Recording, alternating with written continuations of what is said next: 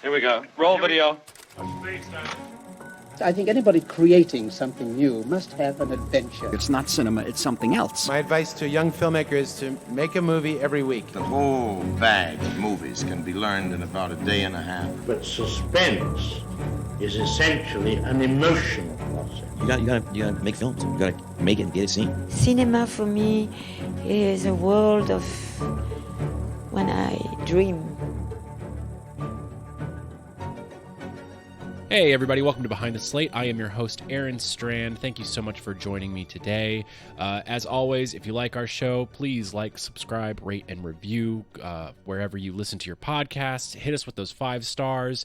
Leave a review comment. That kind of stuff really, really helps us out. I'm excited to get back to this show a little bit more regularly. We've been doing the live shows at the Plaza, which we're going to keep doing every other month, which I love. But I want to get back to producing more podcast content. And in the spirit of that, today is a bit of an experiment, and I'm actually re-recording this intro because I felt that it needed a little bit of context. So let me explain. As I've been going through, this journey for the past year, making what's going to be my debut feature film, I've been forced to learn and think about this industry, this life as a filmmaker in many, many more different ways. The kind of learning that only comes from doing, and the kind of thinking that only comes from jumping into an arena and experiencing the successes and the problems that come along with that arena. And I've been wanting to share these thoughts here on the podcast in sort of a more opinion-based current events format. And I've been wanting to do this for a long time, but I haven't been sure exactly how to do it. And I'm not even sure that this episode is really the exact right way to do it. So that's why it's a bit of an experiment. A couple nights ago, I actually woke up at 2 a.m. in kind of a panic. Just my heart was racing, my mind was racing, and I couldn't get back to sleep. And I tried for hours to get back to sleep, but I couldn't do it. And finally, I opened up my notes app and I just kind of vomited out these various points of interest that were sort of troubling me about the state of the American film industry, about what we need to do as independent artists, just a bunch of thoughts that I've been having over the last year. And I thought usually when I wake up in one of these kind of like panic states, just kind of like getting my ideas out, like doing a little, journaling is enough to get me back to sleep. Unfortunately, that was not the case the other day. And so after writing out this notes app, it was like 4:30 in the morning. And I just thought, well, shit, I'm just gonna strap up the mic and let's go. And let's just see what happens. And the result is today's episode. Obviously, I wouldn't be re-recording this intro if I felt 100% confident about the episode. I think the biggest thing that I'm scared of is like, I just don't want to be like a white dude complaining into a microphone, I feel like that genre is like very much covered. And despite, my best efforts, I probably have fallen into that category. So if you're not up for listening to that, feel free to skip this. But if you're interested in sort of going on this journey with me as I continue to experiment and refine and see what works and see what doesn't work, I would encourage you to stick around because I try to cover a whole bunch of different bases here. I try to talk about what I see as some of the biggest problems facing the film industry of 2024. That's both on a macro Hollywood level and on a micro independent level. I also try to get to some solutions of things that I am planning on trying to do with Withdrawal in regards to distribution models and in regards to innovating within the distribution space. And I try to talk a little bit about what the problems and inhibitions to that distribution is, because I feel very frustrated and constrained, and I'm really trying to find the answer here for myself, and I wanted to share that part of the journey. So if you'd like to join me in this experimental podcast space, please stick around. As always, thank you guys so much for listening, and without further ado, here is my 4:30 a.m. podcast recording. And of course, if you're feeling more personable, You can email me, behindtheslatepod@gmail.com. I would love to hear from you. I'd love to hear what you think of the show. I'd love to hear what's going on. Today is going to be a bit more of a free-form episode. I've been wanting to do this for a while as kind of a follow-up to the series of episodes I did documenting the progress of my indie feature, my debut indie feature, Withdrawal, but also kind of transitioning into something that I wanted to do more and incorporate into the show, and something that I'm going to be trying to do a lot more of, which is talking a little bit more about the business of film. Before I get there, I want to sort of enter into this in a personal way, because I think there's a few people out there who probably can relate to how I'm feeling. I am in the final stages of post-production on what's going to be my first feature film. That is an incredible feeling. That is an incredible accomplishment. By the end of this month, August 2024, I will have become a feature film director. And it has been 10 years that I have set my sights on that goal, and that goal alone. And for better or worse, I put up the blinders. Look, I've told my story here before. I started off as an actor. I had struggles with addiction. I ended up having to get my life back together, and film really helped me through that process. And I realized that the thing that drew me to this art form all along was storytelling, and I certainly did not want to go back to art school again just to learn a skill. I felt that it was my responsibility, that I had to, if I was going to pursue this art form, I had to learn it all by myself. And so I spent the last 10 years dedicating myself to filmmaking, learning everything I can, learning how to do every aspect of this art form. And while, I certainly, there's a lot of things that I don't know, there's quite a few things that I have picked up along the way. And I am incredibly, incredibly proud of that. But because I've been so focused on this singular goal of getting a feature film across the finish line, I haven't really looked around at anywhere else. I don't think usually, look, I'm a stubborn person, okay? And I've got problems with stubbornness. And you couldn't tell me nothing otherwise. You could not tell me to look away until that goal was finished. And here I am, about to grasp a hold of that. And I look out at the future of my life now that I have made a feature film, and I have never been more hopeless about this art form and living a sustainable adult life. And that is a really hard thing to reckon with, and something that I'm really struggling with at the moment. Let's start off by running through a few of the numbers, because I think they will hopefully help put it into perspective. So, of course, we all know Sundance Film Festival, probably the premier American independent film festival. This is they have a long legacy since 1978. They cemented themselves as the premier festival for independent films in America. And here's some of the submission stats for them in 2022. 4,410 feature films were submitted. That's not even counting the shorts. That is just the features. And of those 4,410 submitted films, 82 were accepted. That is staggering in and of itself. But what's even more unbelievable is that 57% of those 82 accepted had a producer or director that was previously attached to the festival, had a film that was previously shown in the festival. So if you do a little bit of the math, 43% of 82, that leaves you with about somewhere between 45 and 46 films were complete first-timers to Sundance, which essentially means that first-timers have a 1% to slightly less than 1% acceptance rate. And I want to thank the good folks over at distributionadvocates.com for compiling some of these stats. And they just do amazing work. I really, really enjoyed engaging with their content recently. Just to put that into context, the acceptance rate at Harvard is 3.2%. So you have a 3 times better chance of getting into Harvard than you do getting into Sundance. It's even more shocking when you think about how of the films that do get into Sundance, how many of them are actually able to make money through distribution. The numbers are far less. And you can then compare that to the investment that was put into those films. In 2019, of the feature films that were submitted to Sundance, they accounted for an investment of $2.29 billion. Even just the films that were accepted, they accounted for an investment of $77 million into those films. There is absolutely no way that that cohort of films was making that 77 million back. So we have a critical imbalance of capital operating in this marketplace, and it makes it really hard to try to carve out a life as an independent creator.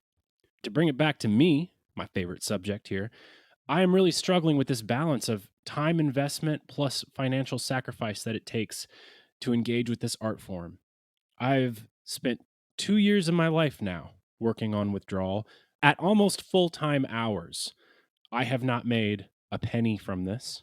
I'm about to be 35. I'm married. I have a child at home. This is not sustainable. It's almost impossible to make feature films and live just a moderate middle class life. I was looking up the data recently of what, I live in Fulton County in Atlanta, Georgia. I live in the affordable film market, not in New York, not in LA. Still, the median income in Fulton County, Georgia is $90,000 a year. The thought of making $90,000 a year through creative work seems almost impossible to me. And that has big ramifications for the business, the industry, and also for the type of art that we get through the distribution pipeline. Because essentially, the people who get to make movies are either already very rich and have a lot of resources, or arrange their life in such a way that they are living it somewhat through charity. And I don't know how comfortable I feel about that. This is not a new problem, of course.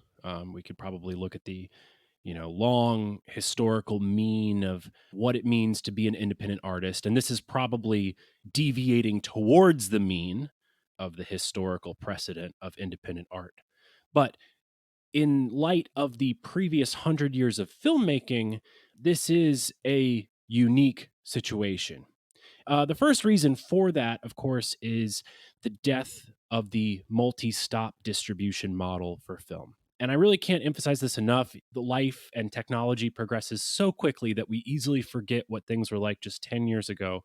But 10 years ago, a film sort of was on like a subway track of all these different ways that it could make money, right? A film would go to a first run theater, then it would go to a second run theater, then it would go to a dollar theater, then it would go to airplanes and hotels, then it would go to premium cable, then it would go to basic cable and home video. And each stop along this track was an opportunity to make a sale. And so films could have these multiple life cycles and this ability to not just make their money back, but to actually turn a profit for the distributor, the studio, and the above the line artists involved in the making of the film. Streaming and the internet has destroyed this entire multi-stop distribution system. To state the obvious, the internet has come for film. Essentially, the film industry had a 25-year head start before bandwidth capabilities caught up to the ability to transmit films easily, but now it's here. And we need only look at the other industries that the internet came for, the other creative industries that the internet came for first, to see sort of what's happening now to film. And one of my favorite writers and podcasters, Ben Thompson, over at Stratechery, he talks all about this idea of the barbell, that when the internet comes for your industry, it basically creates a barbell.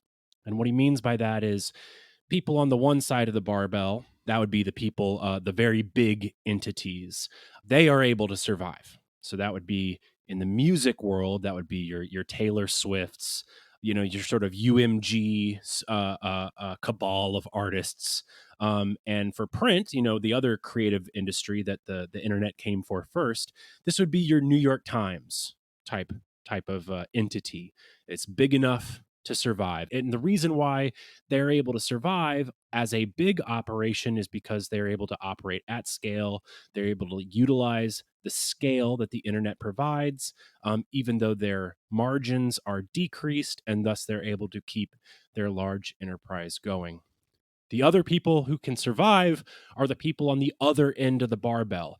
This is the super small, low overhead, low cost entities. This is your DJ or lone musician who is able to carve out, some kind of little niche on the internet and make enough money from performing live. Probably not their Spotify revenue, but they're able to use their music to craft some kind of life for themselves. And this, of course, on the print side would be like your Substack writer or your independent outlet and podcaster. Actually, Ben Thompson at Stratechery would be a really good example of this, of someone who's able to make a living keeping their overhead costs extremely low and surviving that way. And they're utilizing the free distribution system of the internet, the fact that you can distribute information anywhere in the world for free. And that used to be something that you had to pay an extreme premium for.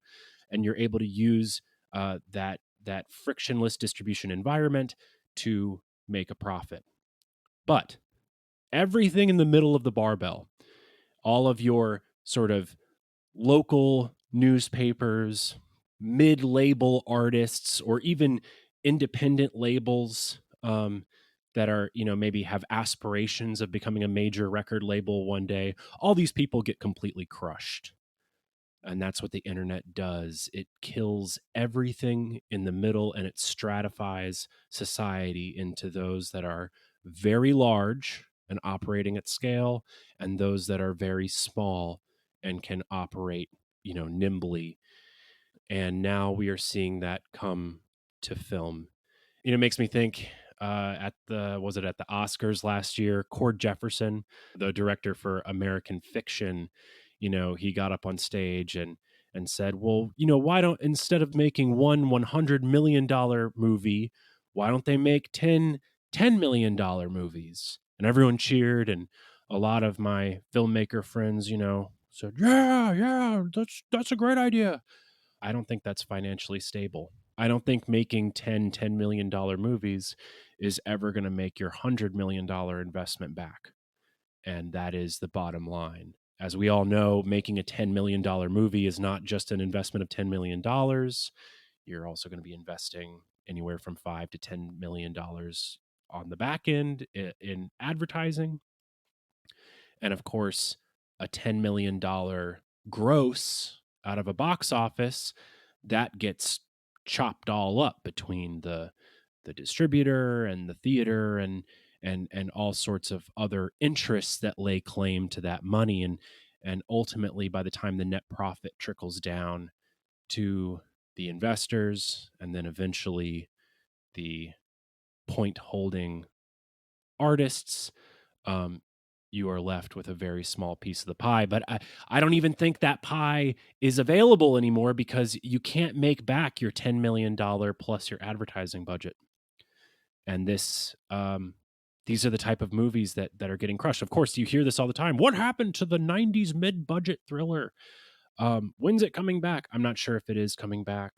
Netflix, might, they certainly have the liquidity to potentially play upon that nostalgia. But as far as using these genres and these budget levels to tell new and innovative stories, I don't really know that this is coming. And I guess you could chalk this all up to the enshittification of long form storytelling. The other element about this, of course, is that we live in a attention economy, and feature films are just incredibly marginalized within that economy. I saw this stat the other day from 2023, and 2023, of course, was a down year, recovery year in the domestic box office grosses. Hint, hint, the domestic box office gross has been declining for a decade.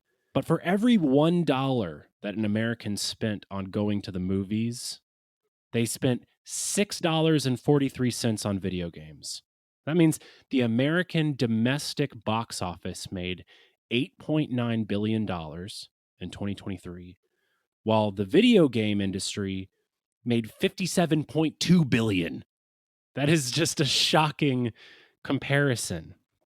And that's not even counting the fact that we have an entirely new visual and video medium of social media. And all that aspirational energy. This is one thing that, this is what caught me when I was a young person. It was the aspirational power of film. Yes, there's like the selfish part of I wanted to see my face up on a big screen, but also that idea of you could be discovered in a mall, or that parasocial relationship that you developed with a movie star or with an actor or even a director if it was a little bit more niche. All that energy, all that psychic power and glamour that the movies used to have, I don't really see that existing in Hollywood that much anymore. All that energy is now on Instagram, on TikTok. That's where the aspirational hopes and dreams are living. That's where you can, quote unquote, be discovered. And I think this is just one of the many, many problems facing this art form. When I go to a multiplex, or even, an independent cinema to see repertory screenings, which is most of the films that I go and see, it's like I'm going to a museum. I like going to museums, and museums are cool, and museums are cultural institutions funded by private, donors that are not expecting a return. That's not a fully functioning capital system. But all that to say, these are not like cutting edge stories that are speaking to our existence. This is a nostalgic and reverential art form that is being sustained rather than a living, breathing entity that feels important. And that makes me really sad. Even though I can look at my own spending habits and see that, I'm part of the quote unquote problem, or I don't even know if it's a problem. I'm part of the zeitgeist. I am not immune from this. One of the things about this that I think about is that films, I don't think are speaking to a lot of the modern problems. They're trying to, but I don't think they do so in a way that's particularly engaging. I think we could all look at a lot of the independent films over the last 5, even 10 years, and a lot of them deal with sort of social issues. They're social issue films. A lot of these films have tended toward a one-sided view of this social issue.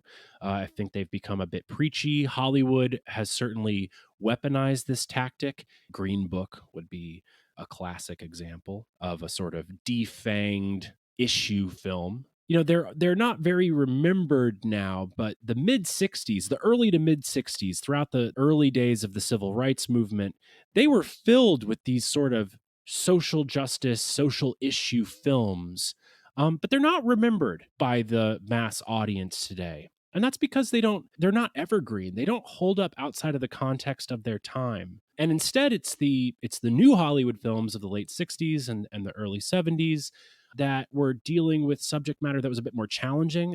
Instead of telling an audience what is or isn't moral, I feel like they more put characters into moral dilemmas, and we watched characters deal with those, and then we're able to draw conclusions ourselves. Maybe this is just my taste. I don't know, but I do think that is one way that movies could change. I think that movies could grow into a more morally complex and more accurate representation of the world we live in. I think that this trend is definitely a symptom of the fact that the only people who can afford to make movies are the very rich. And that has a powerful impact in the type of stories that we tell. Along this same trend, I think high concept storytelling, this hyper focus on the hero's journey that is taught in film schools and in screenwriting books, I think it has led to formulaic choices within our storytelling that people no longer relate to. And I think films don't feel alive anymore. They don't feel spontaneous. They don't feel imperfect. They don't feel exciting. What does are TikTok videos and Instagram videos. That's where the sort of improvisational and spontaneous and real energy is living on film. A Hollywood film, and even these quote unquote indies that make it into a lot of the A-list indie festivals, these things have been so polished. They've taken the Pixar strategy of storytelling, which is incredibly effective, especially in the early days of Pixar, but they take that and apply it to every single story that you can imagine. And the result is just something that doesn't feel real. It feels, you feel the artifice and you don't feel like it's speaking to you in the moment. Or at least that's how I feel and how some of the people that I speak to feel. Ultimately, this is all subjective, and I totally understand that. And if you disagree, I would love to hear from you. You can send me an email at behindtheslatepod@gmail.com. The last thing that is a real problem that I'm looking at in my own career is because, I bought into the delusion. I bought into the delusion that if I made a movie really, really cheap, and by really, really cheap, I will get Withdrawal finished for $70,000, which in movie terms is cheap, but on personal terms, it is not. I had the delusion that if I made a movie for very, very cheap, then the next movie I could get some more money. Maybe the next one I could make for $250K. And then the next one I could make for $500K. And then maybe in 10 years, I could make $1 million film and I could just climb the ladder. Unfortunately, if that ever was the case, the ladder does not exist. Very, very, very few filmmakers are lucky enough to have that happen in their career. And all this speaks back to sort of a core issue with filmmaking, which in America particularly, which is that the cost is too high. And we don't have the institutional support. All the innovation that I see happening in cinema is all happening overseas. It's happening in Europe, where every country has a film fund that provides resources to filmmakers.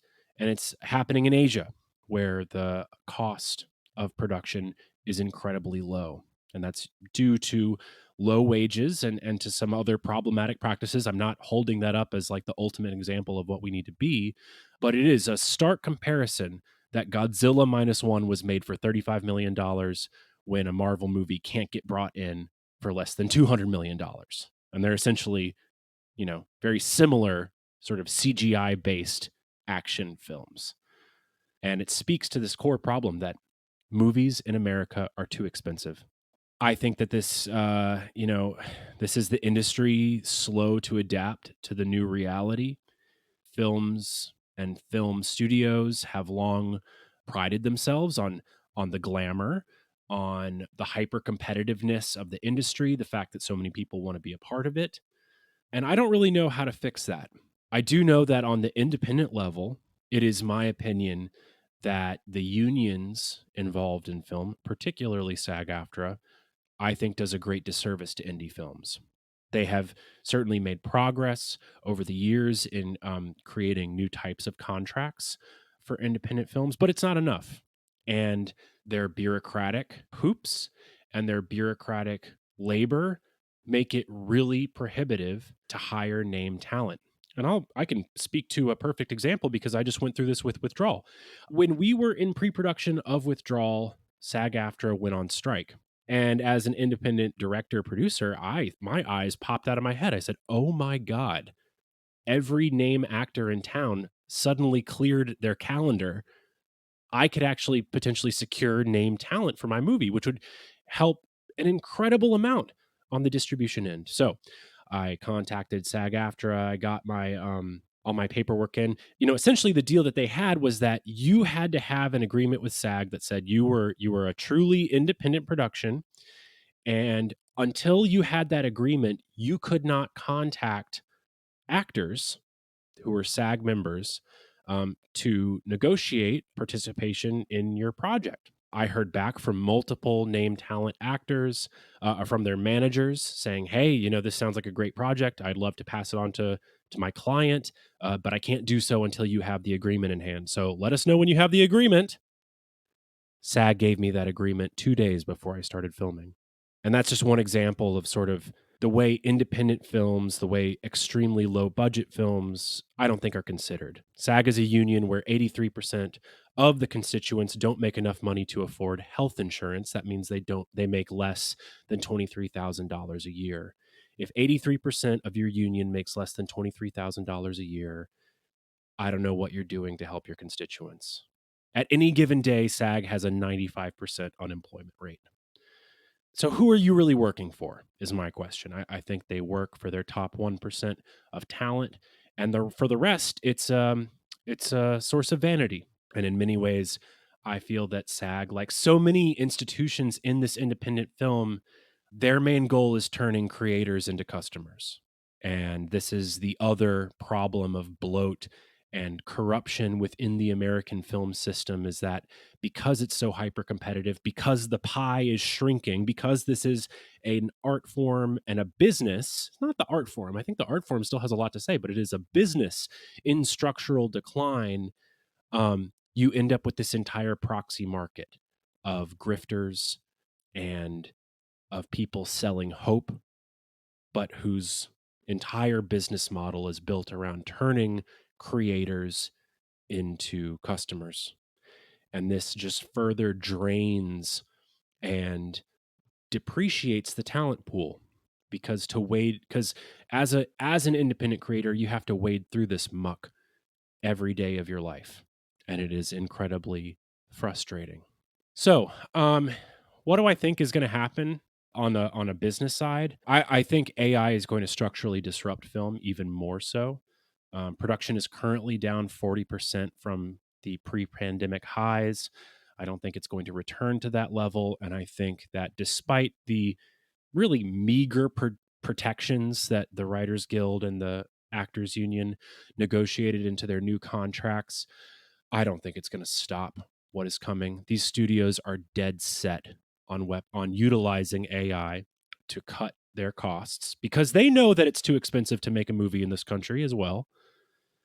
They're the ones who can barely turn a profit and are all drowning in debt. The movies that they've been making for the last 10 years are practically AI generated anyway. Overly watered down stories that are replete with CGI. I mean, this is essentially, if Sora churned out one of these movies, I would not be shocked. And I think that they're going to go that direction. I would expect anywhere from 25 to 50% of below the line jobs will be cut in the next 10 years. I think legacy companies will continue to consolidate, because a lot of these legacy studios, the legacy Big Five studios, they're essentially competing with big tech companies. And if you compare studio profits with tech company profits, I mean, it's a joke. Like, they are small fish in a big sea now, where they used to be big fish. And that has led them to a lot of financially irresponsible decisions.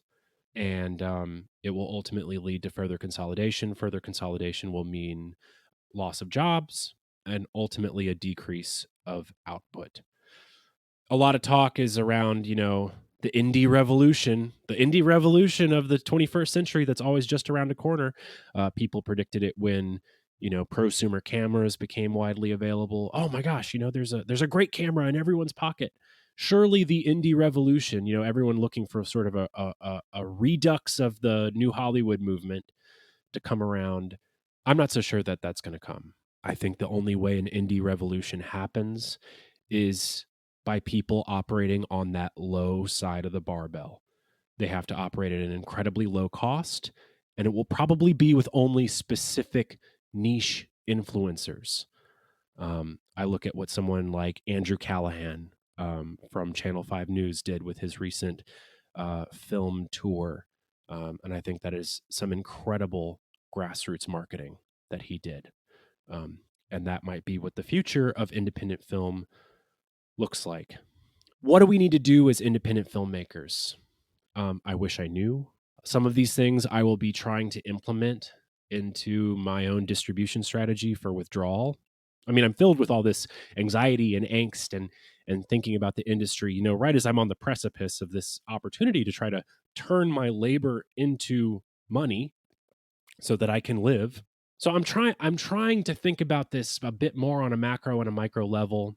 I think we need a total distribution overhaul. Independent films just get crushed by the algorithm. They get crushed by the streaming services.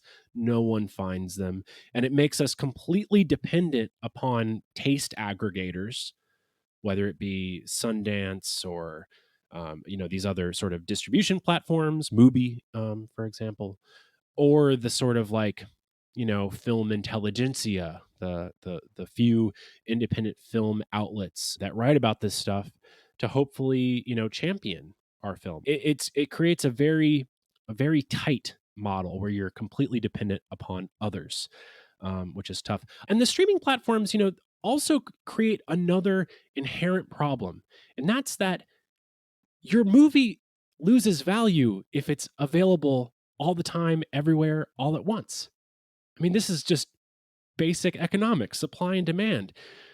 When your supply is endless and your demand is dwindling, your cash is going to go away.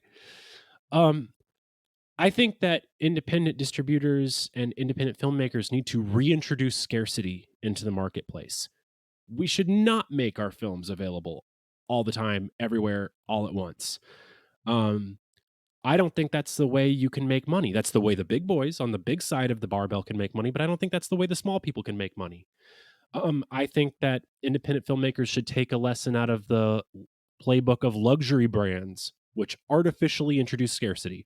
You think Hermes couldn't churn out 10 trillion of those fucking scarves? Of course they could. They don't do it because that would decrease their value. So I think that we maybe need to start thinking about films this way. I thought what Neon did a couple of years ago with the release of Memoria was a really amazing idea. This idea that the film would only play at a single theater at any given point in time and would tour the world in perpetuity. They later abandoned this plan when I guess they couldn't afford to keep it going. But it certainly got my ticket for the time at the time. I think maybe that just wasn't the right film for it. I don't know, but I think the way that they were thinking about limiting the accessibility was correct and something that distributors should continue to explore. I think that film festivals need an entire rebalancing of their priorities and their commitment to discovery. I understand that film festivals are suffering just like the rest of us. Most of them are, scraping by, and they have the same needs of everybody else. They need butts and seats. But I do think that philosophically there is a shift toward more names, more, bigger films to get those butts and seats. It's leaving the opportunity to discover new talent. It's becoming harder and harder to do so because it's harder and harder to get into these platforms. The way the internet works, right, is it continues to aggregate everything towards a mean, and it uses just the most expedient, most efficient way to communicate something, which is really tough if nobody knows who the fuck you are. It is way more compelling to see a recognizable face and to read a recognizable name in a program than it is to have to learn about someone new. Oh God. Something that I'm guilty for as well. I think there need to be union reforms. To start off, I think unions need to be way more favorable to independent, low budget projects. I think they need to be way more accommodating. And I think they need to suspend or do away with some of the payment systems that require independent films not just to pay their actors a certain day rate. That's not usually the issue. The issue is all the extra stuff that you have to pay into when you hire union talent. You have to pay into their retirement fund. You have to pay into their pension, their residual, the whatever, all their health insurance. You pay into all these funds. It's such a complex and archaic system. You then have to hire a payroll company just to manage all of that. And what this essentially does for a film like mine, it would double my budget. So it's kind of a non-starter. I think that niche indie cinemas, the sort of cinemas that are really surviving and kind of actually having a moment right now because of their celebration of repertory cinema, I think that these cinemas need to reserve screens for local independent filmmakers. One of the things that I learned was the history of a Japanese theater chain, an independent Japanese theater chain that opened in 1960. God, I can't remember their name right now. Oh, it's just escaping me. They premiered some of the very first post studio films of Nagase Oshima. They also, premiered Tashigahara's first film. And what these cinemas did is that they made their money because they were playing European art house films, the Fellinis, the Bergmans, and what have you. But then they gave local Japanese filmmakers 6-week runs on a screen. And what these 6-week commitments did was it allowed for word of mouth and a real grassroots support system to grow around new voices in film. Now, I understand that Japan in the early 60s was a completely different film market than America in 2024. But I do think that these indie cinemas can do a lot to help with the overall health and well being of the cinema marketplace. And that ties into what indie filmmakers need to be thinking as far as their distribution strategies. It is ludicrous to think that you are going to get into a Tier A festival, that you are going to be bought by a distributor, and essentially your dreams will come true. Yeah, it happens occasionally, but statistically, it will not happen to you. And you need to start thinking about how to advertise on a grassroots level, how to create more events-based screenings, and how to engage with an audience in a more personal and a more real way. And you also have to set your expectations realistically of what that kind of effort is going to make. I thought Sean Price Williams and Nick Pinkerton did a fantastic job with the Sweet East. They essentially took it on roadshow and toured with it around the country, doing talkbacks at every screening. I went to the one here in Atlanta, and it was an incredible night to see the theater, this 300 seat theater, the Plaza, filled with indie loving filmmakers and film lovers who were excited to see this really unique film and to hear from the filmmakers. Granted, that film grossed $373,000 domestically, which again, after you pay the distributor fees, whatever deal they struck, I have no idea. They're maybe walking away with $200K profit. So I don't think that paid back their investors, but it certainly that's the kind of margin that you're working with in independent cinema, and that's the kind of thing that you need to craft your career around. The last thing that I would really say is that we in the independent cinema media, people that care about this art form, we need to do a better job about educating people and making people aware about the snake oil side of this business. We need to educate people about the ways that this business is incredibly manipulative, and the way that it tries to turn creators into customers, and this massive proxy market that surrounds this industry. If I see one more Instagram post about turning your short film into a feature and referencing Damien Chazelle's Whiplash, which was a sort of an outlier in an already totally different film market than the one that's happening today, I'm going to freak out, man, because I can't hear this fucking story again. And I can't see people have their hopes and dreams manipulated by this being a viable career path, because it's not. And that's just one extreme example of this kind of hope factory, because it drains people dry, and it makes people feel incredibly alienated and excluded from the art form. And what that does is, not only does it make the art form operate within an ever smaller circle of creators and investors and insiders, which has real implications, as I've already discussed, about the types of stories that are being told. But it also, alienates and weaponizes an entire group of people. It is no coincidence that many of the conspiracy peddlers and these kind of crazy people that are doing real damage to the social fabric of this country are often frustrated entertainers. I wonder where they got the idea that there's a secret cabal that is controlling everything. Very often they got it from Hollywood in the first place. So I think that these are all big problems. These are all big problems that I am starting to face in my own career as I try to think about whether or not I can still do this. Because my goal for so long was to make a feature film.